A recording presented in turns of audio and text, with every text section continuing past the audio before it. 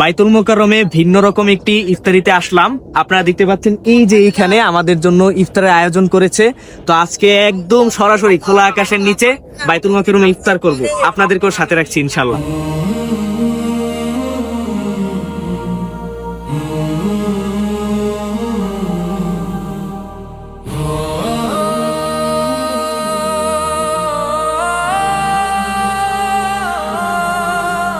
رمضان رمضان شهر رمضان رمضان رمضان شهر رمضان শুদ্ধ হতে পরকালে এলো রমাদান, বিশুদ্ধতার হাসি নিয়ে হাসবে মুসলমান। শুদ্ধ হতে পরকালে এলো রমাদান, বিশুদ্ধতার হাসি নিয়ে হাসবে মুসলমান।